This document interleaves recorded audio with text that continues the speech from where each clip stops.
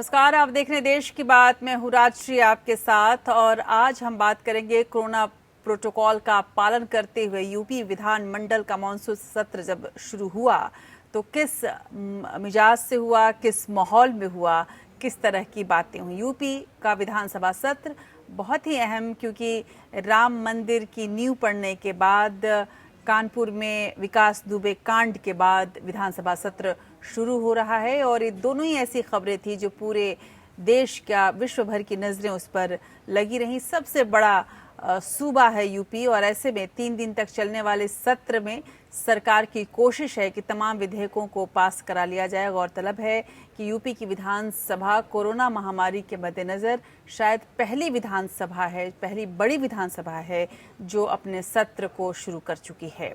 Corona महामारी को देखते हुए इस बार नियमों में वैसे काफ़ी परिवर्तन किए गए हैं और उन्हें सख्त बनाया गया है। इन तमाम खबरों को आपके सामने हम आज रखेंगे।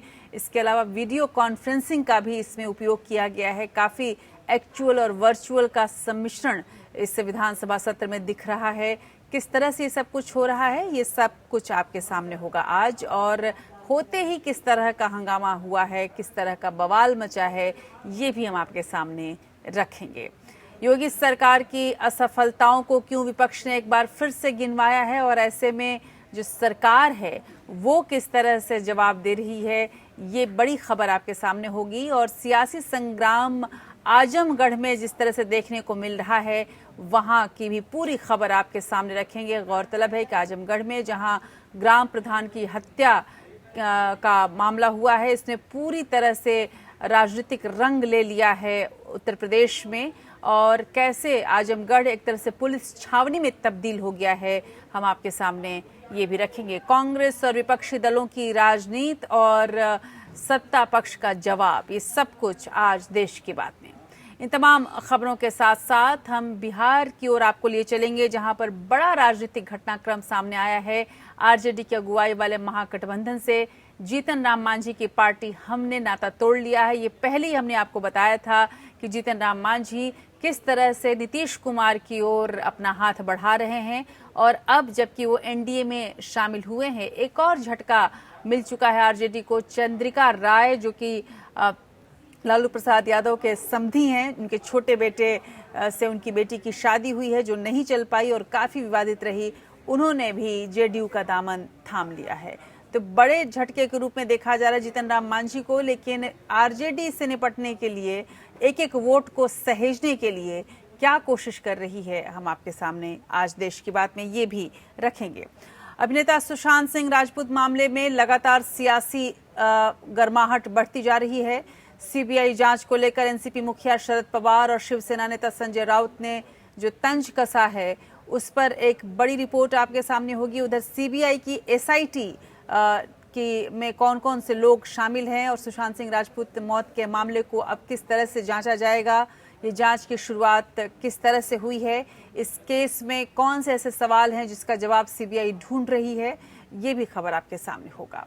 इन खबरों के बीच आपको कोरोना के संक्रमण से भी रूबरू कराएंगे जो कि लगातार बढ़ता जा रहा है, लेकिन इसी के साथ कई अच्छी खबरें भी आ रही हैं। संक्रमण के बीच ही आईसीएमआर ने एक संसदीय समिति के सामने कहा है कि अगर केंद्र सरकार फैसला करती है तो कोरोना वैक्सीन पर आपातकालीन मंजूरी पर विचार किया जा सकता है।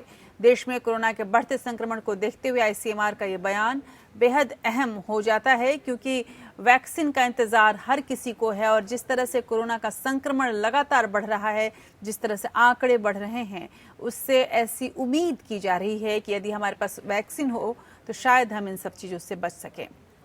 इस खबर को भी आपको हम दिखाएंगे और कितनी उम्मीद की जा सकती है आपात फैसले की, आपात हामी की। सुप्रीम कोर्ट में वकील प्रशांत भूषण द्वारा अदालत की अवमानना का जो केस चल रहा है, उस पर अटॉर्नी जनरल ने क्या कहा है, हम आपके सामने ये भी रखेंगे। और कोर्ट ने इस पूरे मामले में कितने दिनों का वक्त प्रशांत भूषण को दिया है, ये भी होगा। प्रधानमंत्री नरेंद्र मोदी ने आज एक चिट्ठी लिखी है। चिट्ठी है पूर्व कप्तान महेंद्र सिंह धोनी के नाम। आज ये भी आपके सामने हम रखेंगे। इसके अलावा भी बहुत कुछ, तो बने रहिए हमारे साथ।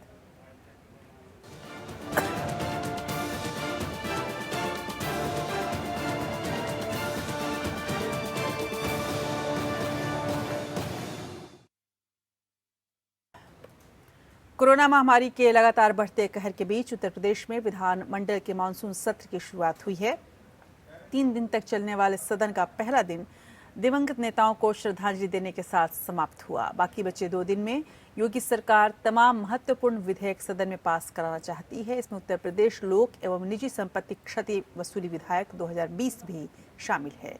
इस विधेयक में दंगा या हिंसा करने वाले उपद्रवियों से वसूली का प्रावधान किया गया है। इसके तहत लखनऊ और मेरठ में 2 ट्राइब्यूनल भी गठित किए जाएंगे। उधर विधान भवन में कार्यवाही शुरू होने से पहले समाजवादी पार्टी के विधायकों ने विधानसभा के बाहर जाकर जमकर हंगामा किया। हाथ में तख्ती के साथ ये सभी विधायक कानून व्यवस्था और कोरोना को लेकर सरकार के खिलाफ प्रदर्शन करते दिखे।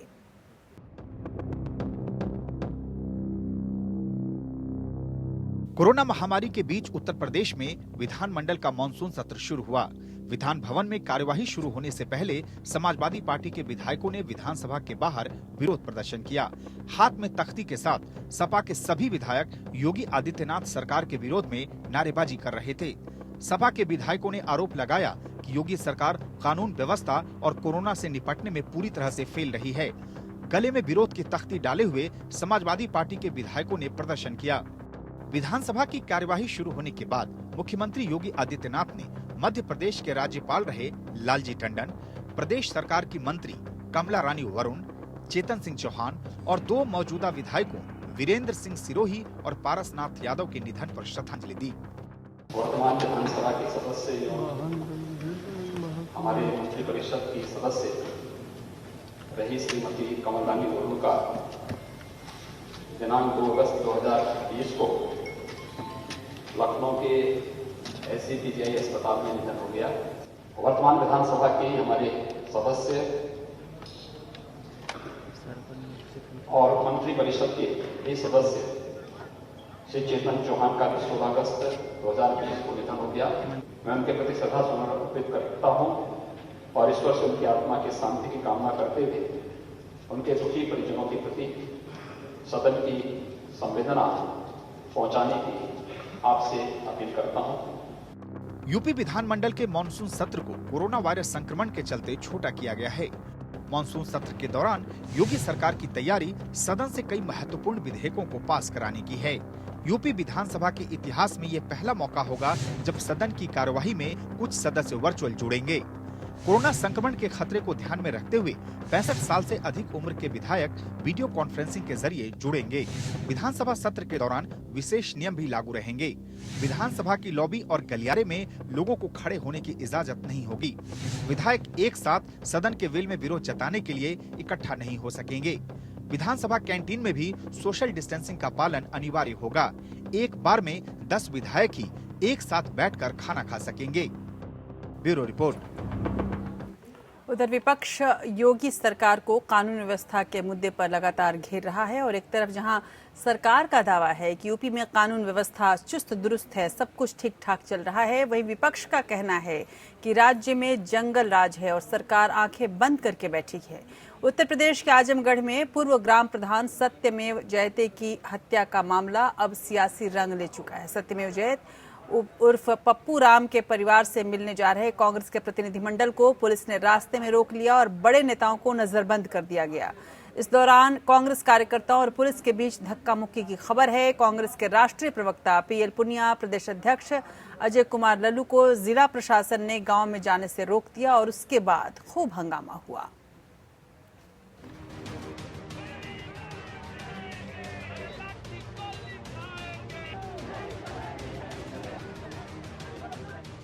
आजमगढ़ जिले के तरवा थाना क्षेत्र के बांस गांव में प्रधान की हत्या को लेकर यूपी की सियासत गर्मा गई है। बांस गांव के प्रधान सत्यमेव जयते के परिवार से मिलने जा रहे कांग्रेस के प्रतिनिधि मंडल को पुलिस ने रोक दिया है। पुलिस ने सभी को सर्किट हाउस में ही नजरबंद कर दिया। इससे नाराज कांग्रेसी कार्यकर्ता सर्किट हाउस में ही धरने पर बैठ गए और प्रशासन के खिलाफ जमकर नारेबाजी की। ये सरकार तानाशाही रवैया अपनाए हुए है। दलित की हत्या हुई, प्रधान की हत्या हुई, जनप्रतिनिधि की हत्या हुई, रोज महिलाओं के ऊपर घटनाएं हो रही हैं। इस सरकार को अंकुश लगा पाने में पूरी तरह अक्षम साबित हो रही है। पुलिस के दम पर हमको रोकने का काम कर रही है। शायद जितनी फोर्स यहाँ लगी है, यह फोर्स उन अपराधियों को पकड़ने में लगी रहती तो अपराध इस प्रदेश से अपराध मुक्त होता। गुंडा राज कायम है, जंगल राज कायम है। कांग्रेस प्रदेश अध्यक्ष अजय कुमार लल्लू और राज्यसभा सांसद पीएल पुनिया की अगुवाई में कांग्रेस कार्यकर्ताओं ने योगी सरकार के विरोध में जमकर प्रदर्शन किया। मामले की गंभीरता को देखते हुए मौके पर भारी पुलिस फोर्स की तैनाती कर दी गई। इस दौरान कांग्रेस कार्यकर्ताओं और पुलिस के बीच धक्का मुक्की के साथ नोकझोंक भी हुई। जो इनको करना चाहिए वो करते नहीं है, जो नहीं करना चाहिए वही कर रहे हैं। अपराधियों को पकड़ना चाहिए वो नहीं कर रहे हैं, और जो जनप्रतिनिधि है, जनता की आवाज उठाते हैं न्याय दिलाने के लिए, उनको रोका जा रहा है, वो कर रहे हैं। बांसगांव के प्रधान सत्यमेव जयते की बदमाशों ने गोली मारकर हत्या कर दी थी। इसके बाद बदमाशों ने ही प्रधान के घर पहुंचकर घटना की सूचना दी और फिर भाग निकले थे। घटना से आक्रोशित गांव के लोग बोगरिया में रोड जाम कर रहे थे।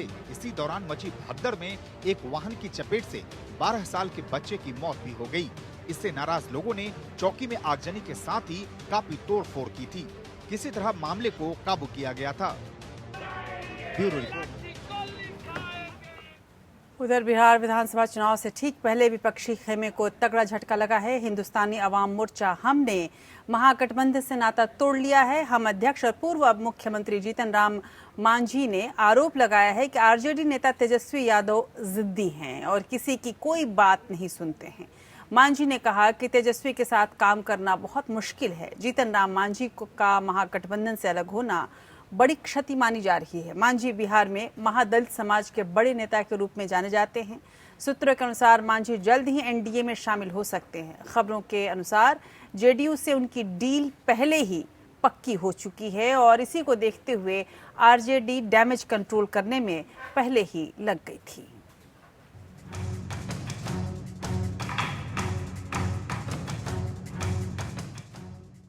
बिहार में विधानसभा चुनाव से पहले दोस्ती टूटने और नए रिश्ते बनने का सिलसिला जारी है। काफी दिनों से आरजेडी की अगुवाई वाले महागठबंधन में चल रही उठापटक के बाद जीतन राम मांझी ने आखिरकार अपना नाता तोड़ लिया। उनकी पार्टी हम महागठबंधन से अलग हो गई है।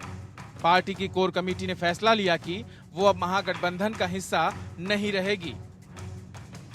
जीतन राम मांझी काफी दिनों से नाराज चल रहे थे। उनका आरोप था कि आरजेडी बड़ा दल होने के नाते अपनी मनमानी कर रही है और महागठबंधन में शामिल छोटे दलों को भाव नहीं दिया जा रहा है। विधानसभा चुनाव के लिए होने वाले सीट बंटवारे में भी तेजस्वी यादव टस से मस नहीं हो रहे थे, जिसके बाद मांझी ने महागठबंधन का साथ छोड़ना ही ठीक समझा। वैसे खबर ये भी है कि मांझी की पार्टी जल्द ही एनडीए का हिस्सा बन सकती है। सूत्रों के अनुसार जेडीयू के साथ बात बन चुकी है।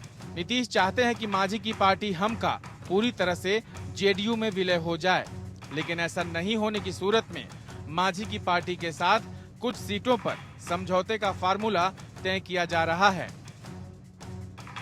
महागठबंधन की मुश्किलें यहीं खत्म नहीं हुई। आरजेडी अध्यक्ष लालू प्रसाद यादव के समधी और विधायक चंद्रिका राय ने पार्टी का साथ छोड़ दिया है। चंद्रिका राय ने 2 आरजेडी विधायकों जयवर्धन यादव और फराज फातमी के साथ नीतीश कुमार की पार्टी का दामन थाम लिया है। चंद्रिका राय लालू के बेटे तेज प्रताप यादव के ससुर हैं। Bureau report. तो बिहार में दलित और महादलित को मिलाकर करीब 16% वोटर हैं। इसमें से करीब 5% पासवान वोटर है। रामविलास पासवान की पार्टी के साथ होने का दावा किया जाता है और वहीं जीतन राम मांझी जिस मुसहर समाज से आते हैं उनका वोट प्रतिशत करीब 5.5% है। रामविलास पासवान पहले से ही एनडीए में हैं। वहीं महादलित कैटेगरी से आने वाले मांझी के अलग होने से महागठबंधन को करीब 5% और वोटों का सीधा नुकसान हो जाता है। और ऐसे में बिहार में अनुसूचित जाति के लिए बिहार विधानसभा में कुल 38 सीटें अभी तक आरक्षित हैं। 2015 में आरजेडी ने सबसे ज्यादा 14 दलित सीटों पर जीत दर्ज की थी, जबकि जेडीयू को 10, कांग्रेस को 5, बीजेपी को 5 और बाकी 4 सीटें अन्य को मिली थी। मांझी और पासवान दोनों नेताओं के एनडीए खेमे में होने से महागठबंधन को इसका सीधा नुकसान होता दिख सकता है। जाति समीकरण के अंकगणित से भी समझने की कोशिश करें तो यादव और मुस्लिम को मिलाकर करीब 30% वोट होता है और ये आरजेडी का कोर वोटर माना जाता है, लेकिन ये वोटर सत्ता तक पहुंचाने में अभी तक सक्षम नहीं रहा है। इस वजह से तेजस्वी यादव किसी भी तरह दूसरे समाज के वोटरों को भी अपने साथ लाना चाहते हैं और इस लिहाज से यदि देखा जाए तो ये घाटा, जीतन राम मांझी का घाटा एक बड़ा घाटा साबित हो सकता है। और ऐसे में चिराग पासवान जिस तरह से नीतीश कुमार के खिलाफ आवाज उठाने लगे थे, जिस तरह से काफी वो वोकल हो रहे थे और एलजीपी को लेकर महत्वाकांक्षी भी हो रहे थे, इसी महत्वाकांक्षा को पालने की, पोसने की और भड़काने की कोशिश भी तेजस्वी यादव ने और की है। और उम्मीद वो कर रहे हैं कि रामविलास पासवान की पार्टी के साथ कोई गठबंधन हो जाए। लेकिन वैसे भी जो चुनावी विशेषज्ञ हैं वो कहते हैं कि मौसम की जानकारी रामविलास पासवान को सबसे ज्यादा है, सियासी मौसम की जानकारी, यानी कि जिसकी तरफ भी जीत होता है, जिसकी तरफ भी वो जाते हैं, इसका अर्थ ये है कि वो दल या वो गठबंधन जीतने वाला है या सत्ता में आने वाला है। अभी तक रामविलास पासवान और चिराग पासवान भले ही कितने भी असंतुष्ट नजर आ रहे हों, लेकिन एनडीए को नहीं छोड़ रहे हैं। इसका अर्थ ये है कि अभी तक जीत का सुशासन बाबू के हाथ में ही दिख रहा है। कुल मिलाकर इन तमाम खबरों को ये समझा जा सकता है कि बिहार में इस बार जातीय समीकरण का जो आंकड़ा है एक बार फिर से हावी होगा।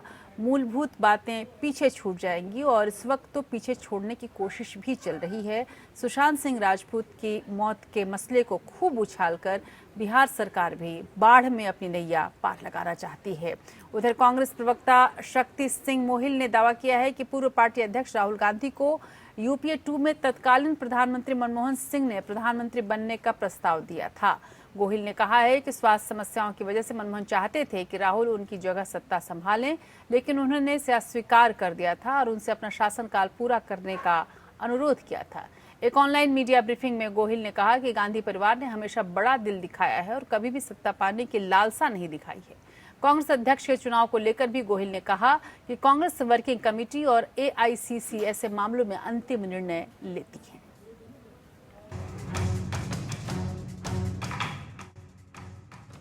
कांग्रेस प्रवक्ता शक्ति सिंह गोहिल ने दावा किया है कि गांधी परिवार को कभी भी पद की लालसा नहीं रही। गोहिल ने दलील देते हुए कहा कि 1991 में नरसिम्हा राव ने सोनिया गांधी को पीएम बनने के लिए कहा था, लेकिन उन्होंने मना कर दिया। यूपीए 1 में तो खुद सोनिया गांधी ने मनमोहन सिंह को प्रधानमंत्री बनाने का प्रस्ताव दिया था। गोहिल ने आगे कहा कि पूर्व पार्टी प्रमुख राहुल गांधी के पास यूपीए 2 में प्रधानमंत्री बनने का मौका था। तत्कालीन प्रधानमंत्री डॉक्टर मनमोहन सिंह ने अपनी अस्वस्थता के कारण राहुल गांधी को प्रधानमंत्री बनने की पेशकश की थी, लेकिन राहुल ने इसे स्वीकार करने से मना कर दिया और अनुरोध किया था कि मनमोहन अपना कार्यकाल पूरा करें। 2004 से बड़ा मैंडेट 2009 में मिला था। हमें भी स्मरण है कि तब उन्होंने कहा था गवर्नमेंट में शामिल होने के लिए राहुल जी को। राहुल जी उस वक्त भी शायद संगठन को प्रेफर कर रहे थे। मैं समझता हूं कि वो कांग्रेस का सामूहिक निर्णय था कि 2004 के बाद 2009 में मनमोहन सिंह जी प्रधानमंत्री बने। अगर कोई ऐसी बात रही होगी तो वो कांग्रेस के अंदर का विमर्श रहा होगा और मैं समझता हूं उस विमर्श से उन 10 वर्षों में काफी जो हासिल हुआ वो कमतर नहीं होता। शक्ति सिंह गोहिल के मुताबिक नेहरू गांधी परिवार ने हमेशा त्याग दिखाया है और निजी हितों से ऊपर पार्टी और देश हित को रखा है। उन्होंने कई मौकों पर बड़े त्याग किए और सत्ता की कभी लालसा नहीं की। गोहिल ने यह भी कहा कि कांग्रेस कार्यकर्ता चाहते हैं कि राहुल गांधी ही पार्टी का नेतृत्व करें, लेकिन इस बारे में अंतिम फैसला लेने का अधिकार कांग्रेस कार्य समिति और अखिल भारतीय कांग्रेस कमेटी को है। देखिए, ये सारी अफवाह वगैरह चलेंगी। बहुत सिंपल चीज़ है कि पार्टी अपने आप एकजुट होकर डिसाइड करेंगे कि कौन प्रेसिडेंट होना चाहिए और हाँ, ज़रूर परिवार अपना पूरा एकजुट होकर काम करेंगे, चाहे वो प्रेसिडेंट हो या ना हो, उनके लिए तो उतनी ही मेहनत करेंगे। उनका ये बयान ऐसे समय में आया है जब कांग्रेस के नेतृत्व को लेकर प्रियंका गांधी वाड्रा की उस टिप्पणी पर बहस छिड़ गई है, जिसमें उन्होंने कहा था कि गांधी परिवार के बाहर के व्यक्ति को पार्टी का नेतृत्व करना चाहिए। हालांकि प्रियंका के बयान पर सफाई देते हुए कांग्रेस ने कहा था कि एक किताब के लिए दिया गया उनका ये बयान 1 साल पुराना है। Bureau report. उधर सुप्रीम कोर्ट ने एक्टर सुशांत सिंह राजपूत की मौत मामले में सीबीआई जांच के आदेश दिए हैं, लेकिन महाराष्ट्र सरकार द्वारा इस मामले में समानांतर जांच की बात भी सामने आ रही है। खबर है कि मुंबई पुलिस अपनी जांच जारी रख सकती है। उधर एनसीपी प्रमुख शरद पवार ने सीबीआई जांच पर तंज कसा है। उन्होंने कहा है कि कहीं इसका भी हाल दाभोलकर हत्या मामले की तरह न हो जाए, जो अभी तक अनसुलझा ही है। शिवसेना नेता संजय राउत ने भी ट्वीट के जरिए इशारों में निशाना साधा है। इस बीच शिवसेना के मुखपत्र सामना ने सुशांत केस को सरकार की छवि खराब करने के लिए हुआ राजनीतिकरण बताया है। अभिनेता सुशांत सिंह राजपूत मौत मामले में महाराष्ट्र सरकार सीबीआई के समानांतर जांच पर विचार कर रही है। राज्य के गृह मंत्री अनिल देशमुख के अनुसार महाराष्ट्र सरकार सर्वोच्च न्यायालय के फैसले में पैरा 34 में मुंबई पुलिस को दिए गए अधिकार पर भी विचार करेगी। इस पैरा में कहा गया है कि अभी मुंबई पुलिस द्वारा सीआरपीसी की धारा 175(2) के तहत की जा रही जाँच में अगर किसी आपराधिक कृत्य के संकेत मिलते हैं तो मुंबई पुलिस की समानांतर जाँच से इनकार नहीं किया जा सकता। साथ ही महाराष्ट्र के गृह मंत्री ने कहा कि इस मामले में राज्य सरकार सीबीआई को पूरा सहयोग करेगी। जो सुप्रीम कोर्ट का जो सुशांत सिंह के केस के बारे में जो निर्णय आया है उसका हम स्वागत करते हैं। जो भी सीबीआई को सहकार्य लगेगा वो पूरा सहकार्य, पूरा कॉपरेशन राज्य शासन देगी। एक्टर सुशांत सिंह की मौत ने पूरी तरह राजनीतिक रंग ले लिया है। जांच सीबीआई को सौंपे जाने के बाद एनसीपी प्रमुख शरद पवार का बयान सामने आया। पवार ने तंज कसते हुए कहा, मुझे आशा है इस जांच में परिणाम डॉक्टर नरेंद्र दाभोलकर की हत्या की जांच जैसा न हो। 2014 में सीबीआई द्वारा शुरू की गई डॉक्टर नरेंद्र दाभोलकर हत्या की जांच का अभी तक कोई हल नहीं निकल पाया है। 30 अगस्त 2013 को पुणे में डॉक्टर दाभोलकर की गोली मारकर हत्या कर दी गई थी। इस हत्याकांड को 7 साल का समय होने जा रहा है। सुशांत केस को सीबीआई को सौंपने के सुप्रीम कोर्ट के फैसले के बाद महाराष्ट्र सरकार चौतरफा गिरी है। इस बीच शिवसेना के राज्यसभा सांसद संजय राउत ने ट्वीट किया। उन्होंने शायराना अंदाज में कहा, किस्मत पे इतना नाज न करे, हमने बारिशों में भी जलते हुए मकान देखे हैं। हालांकि इस ट्वीट से ये पता नहीं चल पा रहा है कि संजय राउत का इशारा किसकी ओर है, लेकिन माना जा रहा है कि सीबीआई जांच को लेकर ही ये ट्वीट किया गया है। सीबीआई इंक्वायरी तब होती है जब ये माना जाता है कि कोई प्रश्न चिन्ह ना लगे, कि कोई कहे कि पक्षपात हो रहा है और इसमें जो जैसी जांच होनी चाहिए वैसी नहीं हो रही। इसको मानते हुए सीबीआई की इंक्वायरी करी जाती है। सीबीआई की इंक्वायरी हो रही है तो अब उसको होने दीजिए, उसमें और बात को बढ़ाना नहीं चाहिए। उधर शिवसेना ने अपने मुखपत्र सामना में लिखा कि अभिनेता सुशांत सिंह राजपूत की मौत मामले का राजनीतिकरण मुंबई पुलिस और महाराष्ट्र सरकार की छवि खराब करने के लिए हुआ है।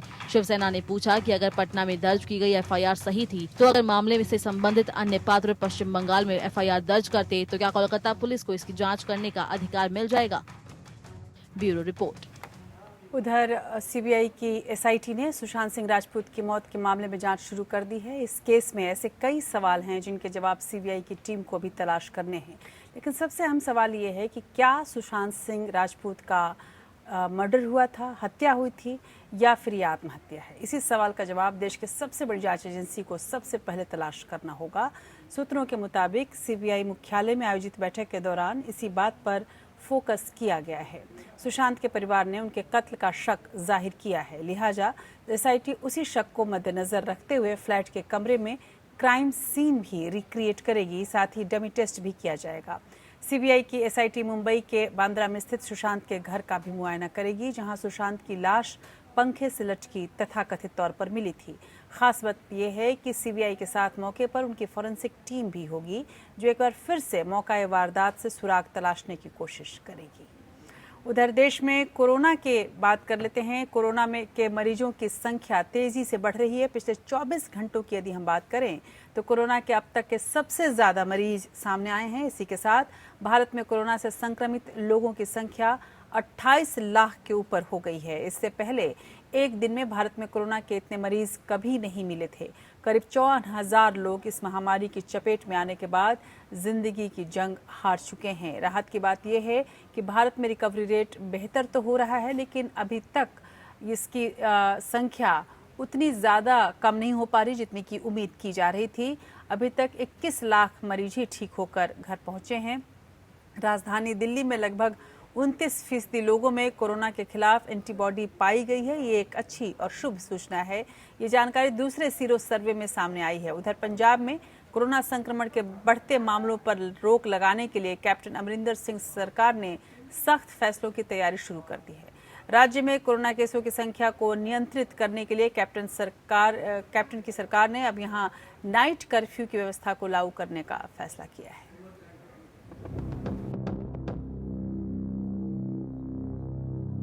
देश में कोरोना संक्रमण के मामलों में बड़ा उछाल आया है। एक दिन में सबसे अधिक 69,652 नए मामले सामने आए। इसके साथ ही संक्रमित मरीजों का आंकड़ा 28,36,000 के पार पहुंच गया। लेकिन अच्छी बात यह है कि संक्रमण से स्वस्थ होने वाले लोगों की संख्या करीब 21 लाख हो गई है और जांच में लगातार तेजी आ रही है। आंकड़ों के अनुसार पिछले 24 घंटे में 977 लोगों की मौत हो गई है। मृतकों की कुल संख्या अब बढ़कर 53,866 हो गई है। भारतीय आयुर्विज्ञान अनुसंधान परिषद ICMR की ओर से जारी आंकड़ों के मुताबिक देश भर में 19 अगस्त तक कुल 3,26,61,252 नमूनों की जांच की गई। पिछले 24 घंटे में कुल 9,18,470 कोरोना सैंपल की जांच की गई। देश की राजधानी दिल्ली में लगभग 29% लोगों में कोरोना के खिलाफ एंटीबॉडी पाई गई है। ये जानकारी दूसरे सीरो सर्वे में सामने आई। एक महीने में एंटीबॉडी में लगभग 5% का इजाफा दर्ज किया गया। खास बात ये है कि दिल्ली में 18 साल से कम उम्र के बच्चों में सबसे ज्यादा एंटीबॉडी पाई गई है। दिल्ली में पहले सीरो सर्वे में 23.48% लोगों में एंटीबॉडी पाई गई थी। वैसे दिल्ली में 15 दिन से संक्रमितों के मुकाबले ठीक होने वाले मरीजों की संख्या कम रही। हालांकि इसमें ज्यादा अंतर नहीं आया है और दिल्ली में कोरोना का रिकवरी रेट 90% से ज्यादा बना हुआ है। Bureau report. देश में कोरोना के बढ़ते कहर के बीच इसकी चपेट में कई VVIP भी आ रहे हैं। मोदी सरकार के एक और मंत्री की कोरोना रिपोर्ट पॉजिटिव आई है। केंद्रीय जल शक्ति मंत्री गजेंद्र सिंह शेखावत कोरोना पॉजिटिव पाए गए हैं। इससे पहले गृह मंत्री अमित शाह, पेट्रोलियम मंत्री धर्मेंद्र प्रधान, केंद्रीय आयुष मंत्री श्रीपद नाइक, अर्जुन राम मेघवाल कोरोना पॉजिटिव हो चुके हैं। गजेंद्र सिंह शेखावत ने ट्वीट करके खुद के कोरोना संक्रमित होने की जानकारी दी है। उधर कोरोना वायरस की देसी वैक्सीन को लेकर Indian council of medical research यानी कि ICMR ने अहम बात कही है। ICMR चीफ ने एक संसदीय समिति को बताया कि अगर सरकार चाहेगी तो वैक्सीन के लिए आपातकालीन मंजूरी पर विचार किया जा सकता है। आसान शब्दों में कहें तो कोरोना वायरस महामारी के विकराल रूप लेने के मद्देनजर अगर सरकार वैक्सीन के लिए तयशुदा सभी प्रोटोकॉल्स में ढील देते हुए उसे जल्द से जल्द लॉन्च करने का फैसला कर लेती है तो ICMR भी इस पर विचार जरूर करेगी। ICMR ने बताया कि देश में बन रही 2 कोरोना वैक्सीन फेज 2 के महत्वपूर्ण क्लिनिकल ट्रायल को तकरीबन पूरी कर चुकी हैं और इसलिए ICMR पूरी तरह से तैयार है।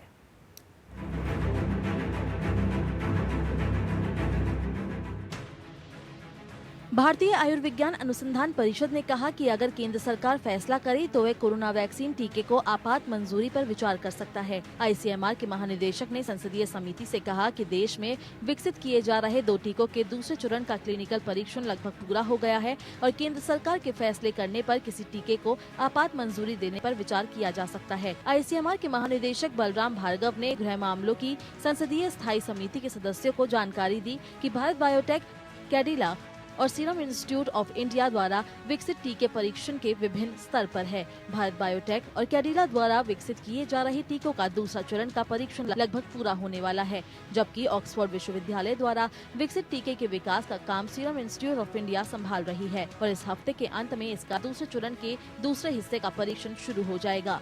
सूत्रों के अनुसार बैठक में शामिल हुए सांसदों ने जब ICMR के महानिदेशक से पूछा कि लोगों को कितने समय तक महामारी के साथ रहना होगा तो उन्होंने जवाब दिया कि सामान्य तौर पर अंतिम परीक्षण में 6 से 9 महीने लगते हैं, लेकिन अगर सरकार फैसला करे तो आपात स्थिति में मंजूरी प्रदान करने पर विचार किया जा सकता है। आमतौर पर किसी टीके को विकसित करने में 1 साल से ज्यादा का वक्त लगता है, लेकिन महामारी की मौजूदा स्थिति को देखते हुए तमाम देशों में क्लिनिकल ट्रायल के चरणों की अवधि कम रखी जा रही है।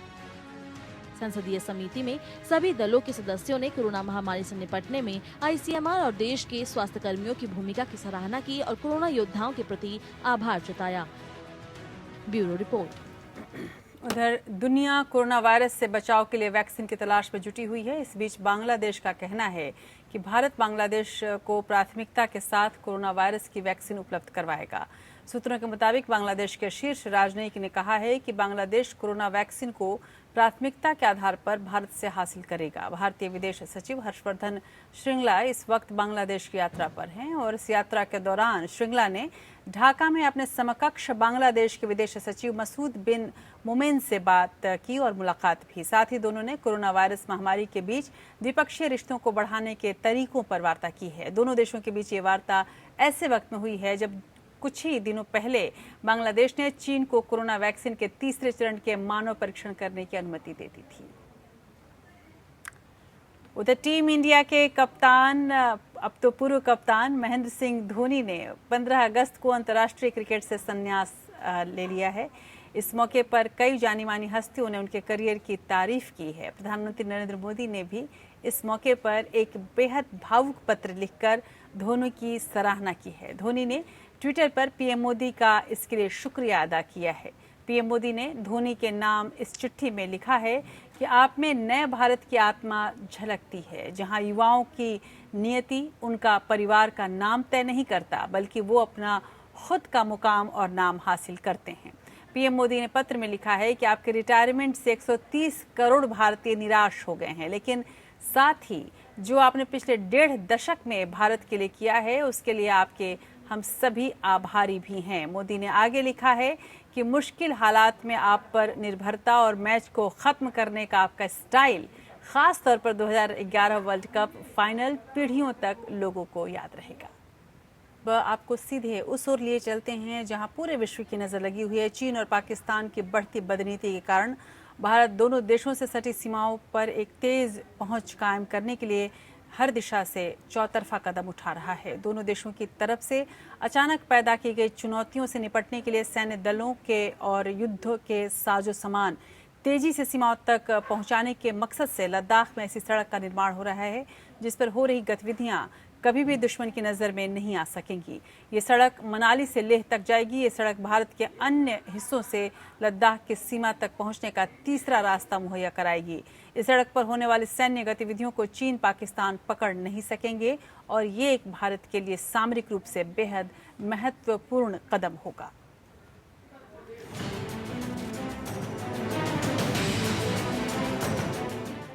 दुश्मन की निगाहों से बचाकर जवानों और टैंकों को लद्दाख में पाकिस्तान और चीन के मोर्चे पर पहुंचाने की कोशिशों के तहत भारत एक नई सड़क के निर्माण पर तेजी से काम कर रहा है। ये सड़क मनाली से लेह तक होगी। इस नई सड़क के बनने से केंद्र शासित प्रदेश लद्दाख और देश के अन्य हिस्सों के बीच तीसरा लिंक स्थापित हो जाएगा।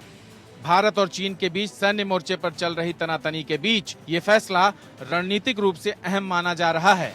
नई सड़क से मनाली से लेह की यात्रा में लगने वाला समय 3 से 4 घंटे कम होगा। इसके साथ ही चीन और पाकिस्तान लद्दाख इलाके में आर्टिलरी गन और टैंक जैसे भारी हथियारों की तैनाती के समय भारतीय फौजों की गतिविधियों पर नजर नहीं रख सकेंगे। अभी लेह तक सामान और लोगों की आवाजाही के लिए मुख्य तौर पर जोजिला वाले रास्ते का इस्तेमाल होता है, जो द्रास करगिल से होकर लेह तक जाता है। 1999 में कारगिल युद्ध के दौरान पाकिस्तान ने इसी मार्ग को निशाना बनाया था और भारी गोलाबारी और बमबारी की थी। इसके साथ साथ भारत दौलत बेग ओल्डी समेत रणनीतिक रूप से महत्वपूर्ण सब सेक्टर नॉर्थ और अन्य इलाकों में सड़क यातायात की वैकल्पिक व्यवस्था करने के लिए पिछले 3 साल से काम कर रहा है। दुनिया की सबसे ऊंची मोटेरबल रोड यानी जिस पर वाहन चल सके, उस पर भी काम शुरू हो चुका है। इस तरह की रोड खुर्दुग लापास में बनाई जा रही है।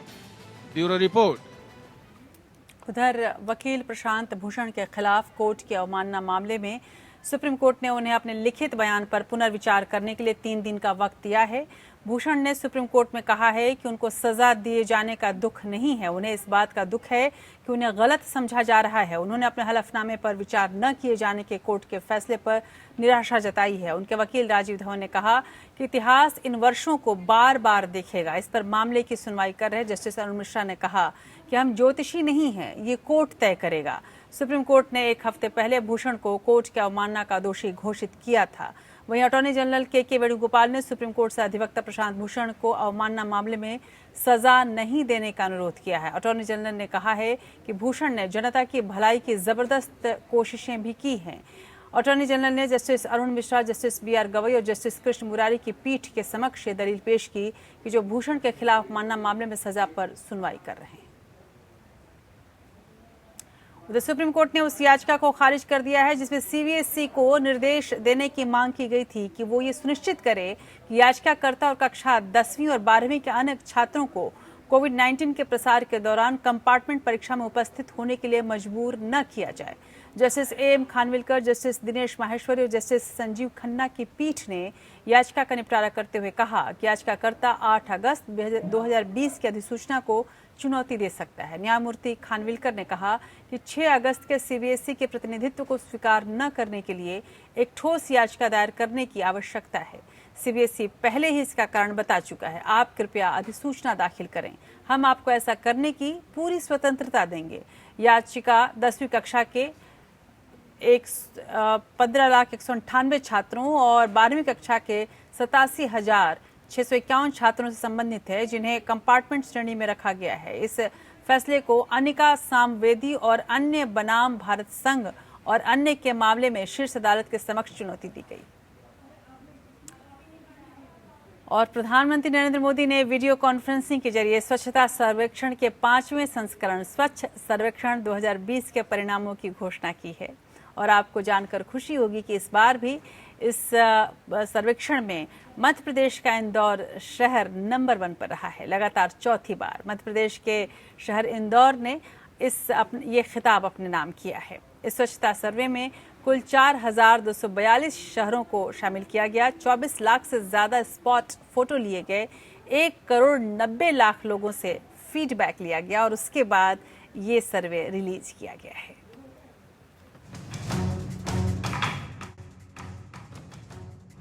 सफाई के मामले में इंदौर लगातार चौथी बार नंबर 1 बन गया है। दूसरे नंबर पर गुजरात का सूरत और तीसरे नंबर पर महाराष्ट्र का नवी मुंबई रहा। चौथे स्थान पर विजयवाड़ा, 5वें पर अहमदाबाद, 6ठे पर राजकोट, 7वें पर भोपाल, 8वें पर चंडीगढ़, 9वें पर विशाखापट्टनम और 10वें स्थान पर वडोदरा है। सर्वेक्षण में 100 से ज्यादा शहरों वाले राज्य में सबसे साफ राज्य छत्तीसगढ़ और 100 से कम शहरों वाले राज्य में सबसे साफ राज्य झारखंड घोषित किया गया। जालंधर कैंट सबसे स्वच्छ छावनी होने का दर्जा हासिल हुआ।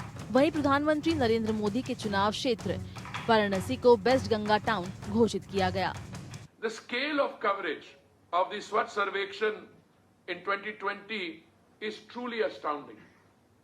The survey team visited 58,000 residential and over 20,000 commercial areas, covering 64,000 wards in a period of 28 days. A whopping 1.8 crore citizens shared their feedback in a bid to help their cities win the Swachhta Awards. 10 lakh से कम आबादी वाले सबसे साफ शहरों की list में पहले number पर अंबिकापुर, दूसरे नंबर पर मैसूर, तीसरे नंबर पर नई दिल्ली रहा। 1 लाख से अधिक की आबादी वाली श्रेणी में अधिकतम नागरिक भागीदारी के मामले में सर्वश्रेष्ठ शहर का खिताब उत्तर प्रदेश के शाहजहांपुर को मिला है। वहीं 1 लाख से कम आबादी वाले शहरों की श्रेणी में सर्वश्रेष्ठ शहर का खिताब उत्तराखंड के नंदप्रयाग को मिला। Bureau report. उधर बारिश की बात कर लेते हैं। एक तरफ देश में स्वच्छता सर्वे में शहरों का मूल्यांकन किया जा रहा है, तो वहीं देश में ऐसे शहर भी हैं जो देश की आर्थिक तरक्की के अगुआ हैं। बावजूद इसके थोड़ी सी बारिश में उनका हाल बेहाल हो जाता है। दिल्ली एनसीआर में लगातार 2 दिनों से भारी बारिश हो रही है और भारी बारिश के कारण कई इलाके पानी में डूब गए हैं, तो गाड़ियां पानी में तैरती हुई नजर आ रही हैं। गुरुग्राम पूरी तरह से तालाब में तब्दील नजर आ रहा है। बारिश के कारण यातायात प्रभावित है और आम जनजीवन अस्त व्यस्त हो गया है। दिल्ली एनसीआर में बरसात आफत बनकर बरस रही है।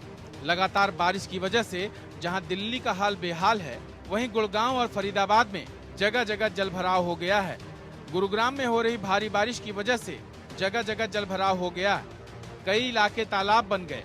कई जगहों पर सड़कें और अंडरपास पूरी तरह से पानी में डूब गए हैं। गुरुग्राम में इस सीजन में ये सबसे तेज बारिश है। मौसम विभाग के मुताबिक आने वाले दिनों में भी बारिश के पूरे आसार हैं। गुरुग्राम में कई जगहों पर कारें पानी में डूब गईं। घंटे भर की बारिश में ही गुरुग्राम पानी पानी हो गया। कहीं लोगों के घरों में पानी भर गया, तो कहीं आसमान छूती सोसाइटी के अंदर पानी पहुंच गया। भारी बारिश का असर दिल्ली में भी दिखाई पड़ा। बारिश के बाद लोगों को गर्मी से तो राहत जरूर मिली, लेकिन जलभराव की मुसीबत ने दिल्ली वालों की टेंशन दुगनी कर दी। लगातार हो रही बारिश से कई इलाकों में जल जमाव हो गया। दिल्ली हो, नोएडा हो या फिर गुरुग्राम और गाजियाबाद, हर जगह बीते 24 घंटे से लगातार रुक रुक कर हो रही बारिश से हाल बेहाल है। मौसम विभाग के मुताबिक दिल्ली में 25 अगस्त तक बारिश होती रहेगी। Bureau report. और अब देखते हैं आज के दिन के ऐतिहासिक महत्व को।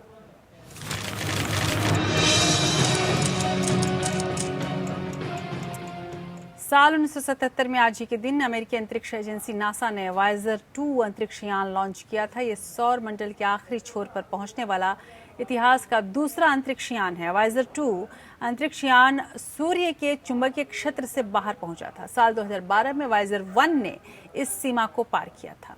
साल 1911 में आज ही के दिन न्यूयॉर्क टाइम्स के दफ्तर से एक टेलीग्राम भेजा गया था जो कई देशों तक पहुंचा था। करीब 28,000 मील की यात्रा करने और 16 ऑपरेटर्स द्वारा संदेश रिले किए जाने के 16.5 मिनट बाद न्यूयॉर्क स्थित इसी जगह पे तार वापस मिला था।